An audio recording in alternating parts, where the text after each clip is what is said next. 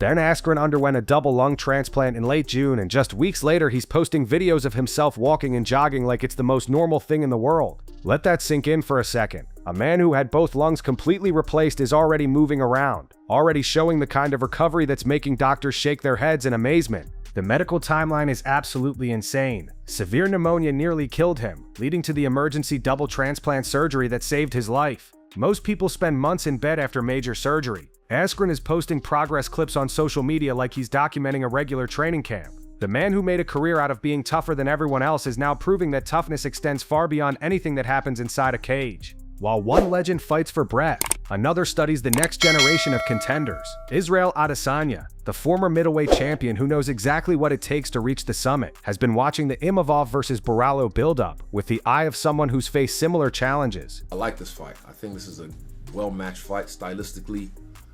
There was a bit of beef, you know, because Kyle was telling, was it in Sydney? He was telling me in Sydney that, yeah, Nasruddin turned down the fight because he wanted a title fight. And the UFC, apparently, from what I've heard from other sources, weren't too happy. And I know the UFC not too happy if you turn down a fight. I'll pick Kyle for this fight, but I think it'll be, and also it's a well-matched fight, like I said, but I think it'll be edged out by Kyle. They're fighting in France as well. Ooh, home court advantage. I don't know how that's going to play with Nasruddin, but I don't think it's going to be an impact on him negatively or positively. Yeah, I'm going to go Kyle in this fight, and I'm going to go decision. I'm going to go decision by Kyle. According to Adesanya, Barallo's southpaw stance creates specific problems for orthodox fighters like Imavov. The angles are different, the timing is off, and the visual cues that fighters rely on for defensive reactions get scrambled. It's not just about left-handed versus right-handed. It's about how years of training against orthodox opponents can leave gaps that southpaws exploit. But Adesanya also acknowledged the hometown pressure factor that could swing everything. Fighting in Paris with thousands of French fans desperate to see their hero succeed creates an energy that can either lift fighters to career-best performances or crush them under the weight of expectation. Imavov has never fought with stakes this high in front of a crowd this invested in his success. Predictions are easy when you're sitting at home watching fights on television. Pressure is an entirely different beast, and it brings us to the loudest voice in the room who never seems to feel any pressure at all. Any word on the Dustin fight? No word on the Dustin fight. He's been scared of my shadow for years, ever since we trained together at that old gym. You know, the guy just knows what I bring to the table. He knows he can't beat me. He can't even get a lucky punch on me. So he's not even willing to try like his friend George. You know, at least he tried. You know, Dustin doesn't even want to try. He's going to go into retirement knowing that I owned his soul. And, you know, he didn't defend his family's honor and legacy. So, you know, Dustin's a little he's Louisiana swamp trash, and he's a pathetic little Question number 3 from Braden. Would you ever move down to 155 and get the belt down there? You know, I wouldn't, just because, you know, I don't want to have to cut all those chromosomes. I don't want to have a life and just worry about cutting weight all the time. I want to focus on getting better as a martial artist, working on my craft. That's important to me. You know, Islam said some things in the past that he'd move up to 170 to fight me. He doesn't want to fight me. He knows he doesn't match up well. He's just all talk. So I'm not a weight bully. I'm not going to go down to 155 and just weight bully these little kids. I want to fight at my real natural weight class, what I weigh, which is 170. So bring on everybody at 170. I will not be moving down to 155. Colby Covington just delivered another masterclass in staying relevant through controversy, landing 2 completely different headlines that somehow both make perfect sense for his brand. The man who turned trash talking into an art form is back with fresh material and new targets. First, his ongoing feud with Dustin Poirier reached new levels of personal attacks during a recent Q&A session. Covington's potshots at the recently retired legend were harsh even by his standards, questioning everything from Poirier's fighting ability to his character. The quotes were so brutal that multiple MMA outlets picked them up, giving Covington exactly the attention he was seeking. But here's where Covington's genius becomes obvious. He knows exactly which buttons to push and when to push them. Attacking a beloved figure like Poirier right after his emotional retirement generates the kind of heat that keeps him relevant without needing to actually fight. Love him or hate him, people are talking about Colby Covington. The second headline is even more perfectly on brand.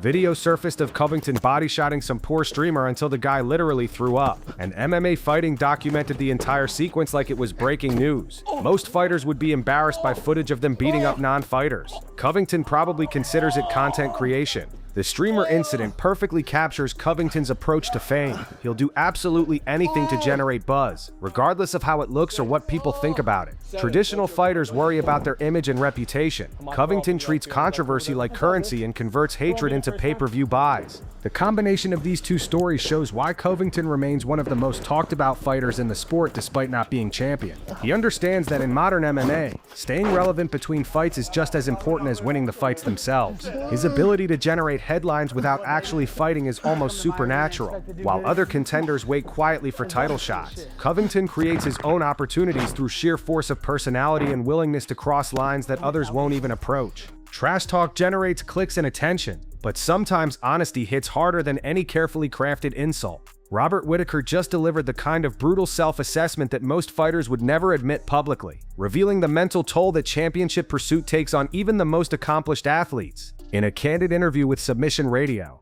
the former middleweight champion called reclaiming UFC gold a pipe dream after his recent close loss. Think about the courage it takes for a former champion to publicly admit that his biggest goal might be unrealistic. Most fighters maintain delusional optimism until retirement forces them to accept reality. Whittaker's honesty reveals the psychological damage that championship-level competition inflicts on elite athletes. This is a man who held UFC gold, who beat legends, who competed at the absolute highest level of the sport. But the combination of age, mileage, and emerging competition has forced him to recalibrate his expectations in the most public way possible. The interview showed someone who's found peace with his current situation rather than torturing himself chasing ghosts of past glory. He's talking about enjoying the journey, spending time with family, and finding satisfaction in aspects of life that extend beyond fighting results. This represents a remarkable evolution for someone who used to be consumed with championship pursuit. Former champions often struggle with accepting that their peak years are behind them. Whittaker seems to have found a healthy balance between competitive drive and realistic expectations. His comments about pivoting to family moments and personal fulfillment show the kind of maturity that extends fighting careers. Athletes who can find motivation beyond just winning titles often compete longer and more effectively than those driven purely by championship desperation. The brutal honesty also makes him more relatable to fans who understand that not every career ends with championship glory. Whittaker's willingness to discuss the emotional reality of elite competition provides insight that most fighters keep private. Alex Pereira is sharpening every weapon in his arsenal for what might be the most dangerous rematch of his career. UFC 320 on October 4th in Las Vegas will feature Pereira defending his light heavyweight title against Magomed Ankalaev in their highly anticipated sequel. The official UFC event page confirms this championship rematch, but what makes it fascinating is the preparation footage that's been leaking from Pereira's training camp. Social media clips show the Brazilian champion grinding through wrestling sessions and takedown defense drills with an intensity that suggests he knows exactly what went wrong in their first encounter. Ankalaev presents the kind of stylistic nightmare that keeps champions awake at night. Elite wrestling, suffocating top control, and the cardio to maintain pressure for 25 minutes if necessary. Their first fight showed that Pereira's knockout power means nothing if he's stuck on his back eating ground strikes and submission attempts. The training footage reveals a champion who's taking this threat seriously. Instead of relying purely on his legendary striking skills, Pereira is dedicating significant time to the grappling aspects that could determine whether he keeps his belt. Wrestling coaches, takedown defense specialists, and ground fighting experts are all part of his preparation. This kind of specific preparation shows the evolution of modern championship fighting. Elite champions can't just be good at their preferred fighting style anymore. They have to be competent everywhere, or face opponents who will exploit their weaknesses ruthlessly. Pereira's willingness to address his grappling deficiencies publicly through social media also demonstrates confident championship mentality. He's not hiding his preparation or pretending the rematch will be easy. He's showing fans and opponents that he's putting in the work necessary to solve the puzzle that Ankalaev presents. The Las Vegas venue adds another layer of pressure. This won't be in Brazil, where crowd support could provide energy and momentum. This will be in neutral territory where skills and preparation matter more than emotional advantages. October 4th will determine whether Pereira's striking improvements can overcome Ankalaev's grappling advantages, or whether the Dagestani contender will prove that some stylistic matchups are simply too difficult to overcome regardless of preparation. Rampage on July 15th, 2008, Rampage Jackson's arrested after a police chase where he crashed multiple cars, causing a woman's miscarriage. But they say that there's no way of telling if the miscarriage was because he crashed into the pregnant woman with a vehicle full speed. So you can't genuinely get him in trouble for that. So I don't know if you can make those claims, because she had the miscarriage like a little later, like after the event, you know. But I guess you can't make the full claim, because who knows what caused it. You know, it might not have been the vehicle crashing into her full speed and in the middle of a police chase, you know. But it's all good, man. I'm the bad guy, you know. It is what it is. I said words. Roger could have went to the police and shut him down. They're not supposed to be drinking and doing God knows whatever else they doing in the locker room back there. And they've been having problems with that guy before. And days went by. I wasn't supposed to say anything because of attorneys, but I got people like threatening me. Man, talking about my other kids. That's too far. Like they never should have brought race into it. A man went too far and hurt another man.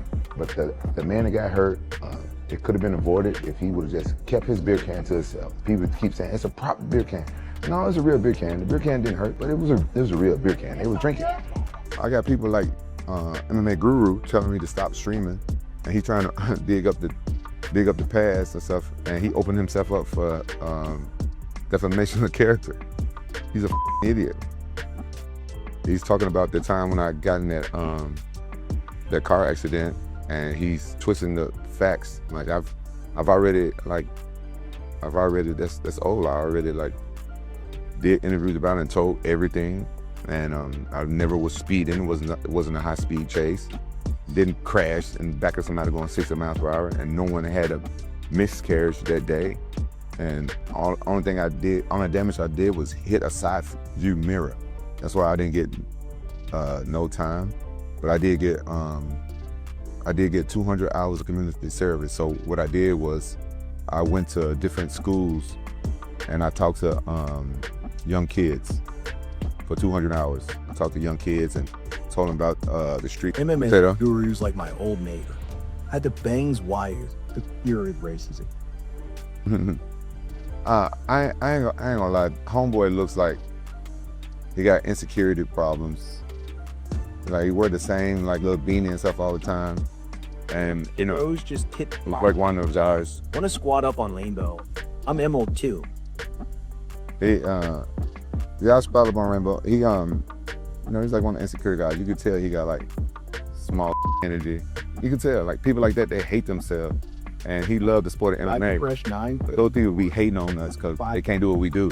Did you and Christine make up?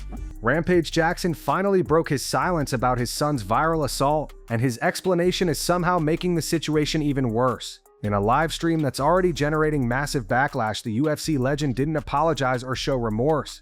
Instead, he blamed the victim and launched into a rant that's reminding everyone why Rampage has always been MMA's most unpredictable personality.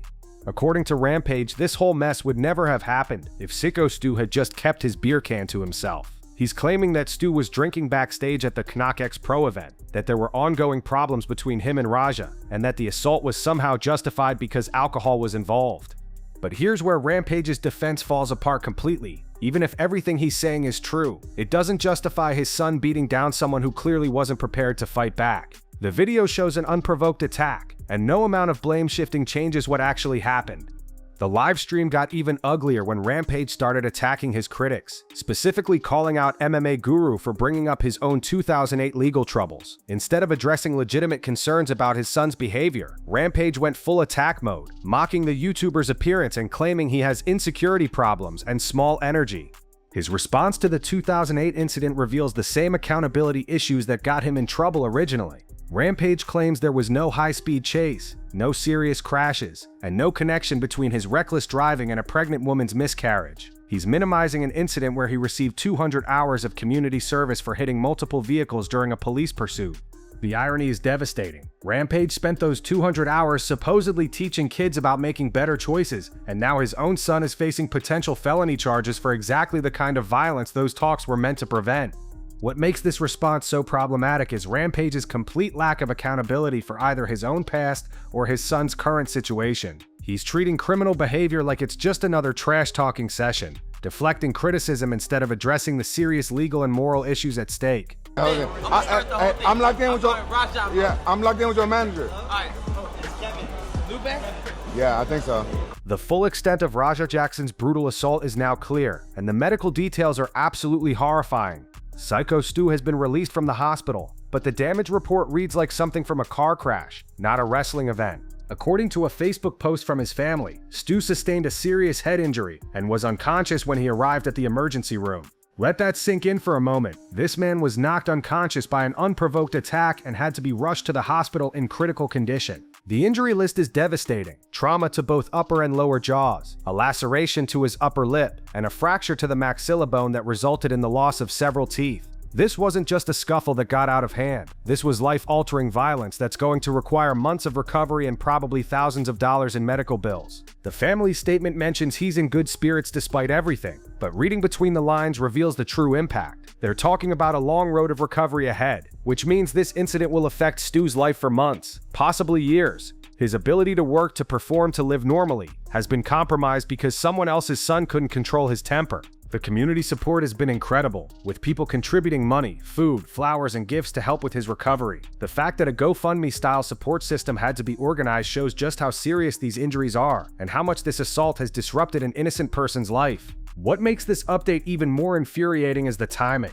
While Stu is dealing with fractured facial bones and lost teeth, Rampage Jackson is on live streams blaming the victim and making excuses. The contrast between real consequences and family deflection couldn't be more stark. The medical details also strengthen any potential criminal case against Raja Jackson.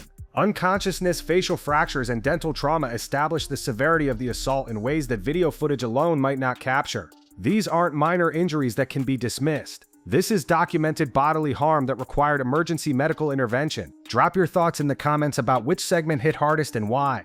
These stories remind us that MMA isn't just about fighting, it's about human beings dealing with pressure, adversity, and opportunity in the most public way possible. Sometimes the most important battles happen outside the cage, and sometimes the greatest victories have nothing to do with championship belts.